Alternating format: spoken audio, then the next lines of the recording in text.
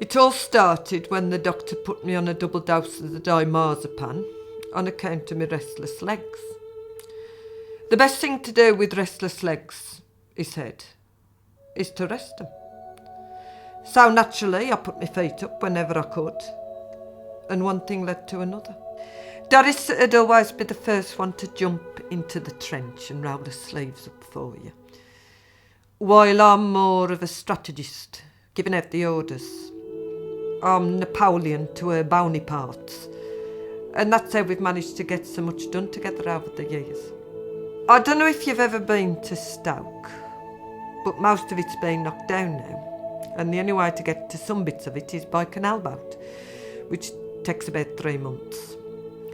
My next door neighbour Jack, you'll meet him soon, he used to joke that if Stoke-on-Trent had been totally destroyed in the war, they'd have done about £20 worth of damage. Jack's a good bloke, even though he was originally from across the border in Birmingham. I'm taking this off. So good for my neck. Brummies don't normally mix too well with us black country folk. We have very different cultures and languages, and try as you might, you can't force ethnics to get on if they don't understand each other. Ironically though, the government now seem to like us being multifunctional, so in the modern world I reckon they'd approve of Doris and Jack interbreeding. In fact, you can probably get a grant for it these days.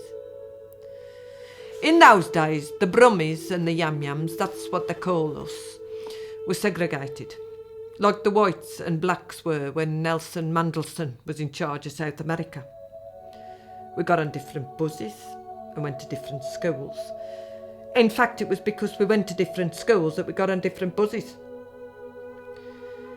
Doris tells me her dad wouldn't even speak to Jack at first, not until he agreed to renounce his religion and converted to the Wolves.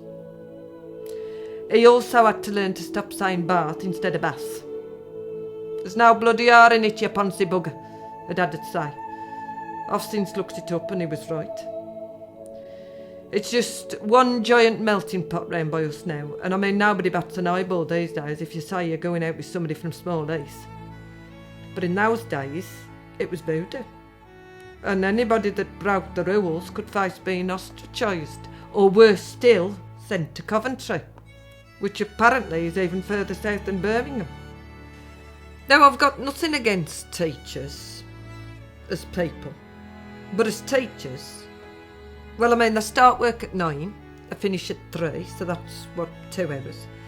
Then they have about 6 months off in the summer, a month at Easter, 2 months at Christmas, half term, full term, Whitsun, bank holidays, teacher training days, a fortnight off when it snows, and then they retire at 30 on a full pension and come back the next day part-time on twice the money. No wonder the kids are struggling these days. But some of the stuff they teach now, I mean, what use is it? I said that one of the subjects our Tanya was struggling with was, the Shakespeare. But has never been interested in anything foreign. So unless Tanya's intending to go and live abroad, when's she ever going to need that? I did come home the one day, tell me they were studying omelette. But I thought it was a cooking class, not some bloody Shakespeare storybook. I mean, like most kids now these days. Our Tangerine, I really wanted to go to uni. You can get thousands now on a student loan. You don't have to pay it back until you get a job. So like never. But it was the thought of all the studying put Tange off. I mean, even the media studies course she found, which analysed the social impacts of watching the Jeremy Kyle show all day, seems to involve some reading. So in the end I applied to see if I could get the loan without doing the course, but there was too much red tape, and it fell through. I told her she should have just said to him that she was going to turn up and then not bothered, rather than getting penalised for telling the truth. Really annoys me when some people just know how to work the system. Tanya's given up on education altogether now and set her sights on being a teacher.